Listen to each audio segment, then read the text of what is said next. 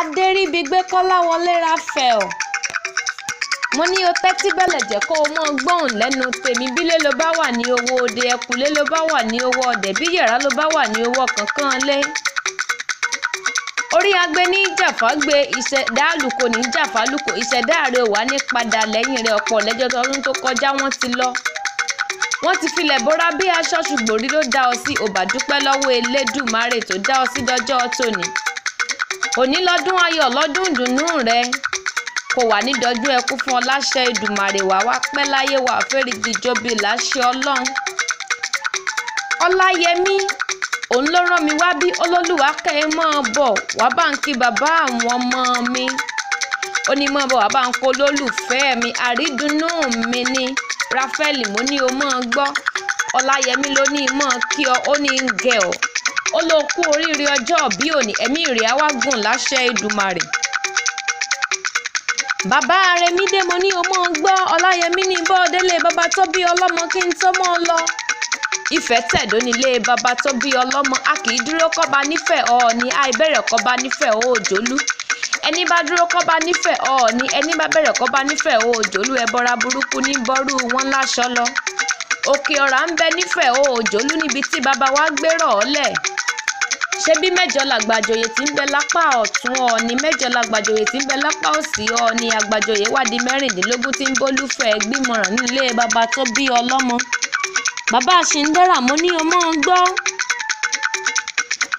Èmi kí wọn nílẹ̀ nífẹ̀ẹ́ Ọọ̀ni, ó dílé ìyá rẹ̀ tójúmọ́ tí ń mọ́ wáyé. Ọmọ asoroko, ọmọ akápá owó rẹ̀ mọ́, ọmọ asoroko lójú. Ọmọ ta ní ń já soroko, ọmọ ajíbówó tí ń pọmọ ẹlòmíràn lọ́lẹ̀. Ọmọ olówó ṣẹ̀ǹbáyé kó wọ sílé ó tó gbòde kó tó wá dowó ẹrú kó tó wá dowó ọmọ. Orí aganjú nílé bàbá tó bí ọlọ́mọ. Àwí ìtẹ́ní nífẹ̀ẹ́ òye lágbo, ọmọ aládé nífẹ̀ẹ́ Òjòlú. Mo kíyín mo kíyín. Ẹ ti gbá láwọ owó mi kò mí. Kọ́láwọlé mo ní o mọ́ gbọ́. Bàǹtẹ́ kan jọ̀nà ní múlé Olúfẹ́ wù mí ní tèmi. Ogun ojoojúmọ́ ní múlé wọn sú mi lọ. Tòró omi alẹ́ ẹ̀fẹ̀, òtòró omi alẹ́ ẹ̀fẹ̀. Ọmọ olódò kan ọ̀tá rárá, ọmọ olódò kan ọ̀tá rárá. Ọmọ odò tí ń sàn wéréke tí ń sàn wéréke. Ó dẹ́yìn kùlé akílẹ̀ ó dàbàṣà. Atákété ò gbọ́dọ̀ bu mú, àbàjẹ́ ò gbọ́dọ̀ bu wẹ́sẹ̀. Ṣègèdè onísọ̀bọ̀rọ̀ ní ó mú mi odò náà gbẹ. Sọ̀bọ̀rọ̀ wù mí ọmọba tí ò ní kọ́là. Ilé Ifẹ̀ dó gẹ́gẹ́ bí orírun Yorùbá. Ọmọ asoroko, ọmọ akápá owó rẹ̀ mọ́.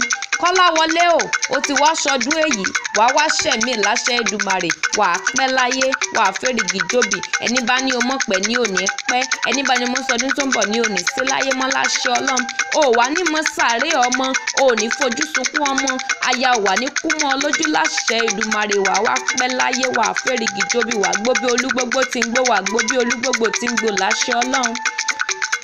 Ọmọ Adéríbigbé o ti wá ṣọdún èyí, wàá wá ṣẹ̀mí ọdún èyí ò wá ní jáṣe mọ́ láṣẹ Èdùmàrè. Ìwòyí ọdún tó ń bọ̀ o ò ní dẹni àkọlẹ̀gbìn, àwa ní fi ọ́ ṣàwátì láṣẹ Ọlọ́run. O kú oríire ọjọ́ bí òní. Mo kí ọ mo kí ọ.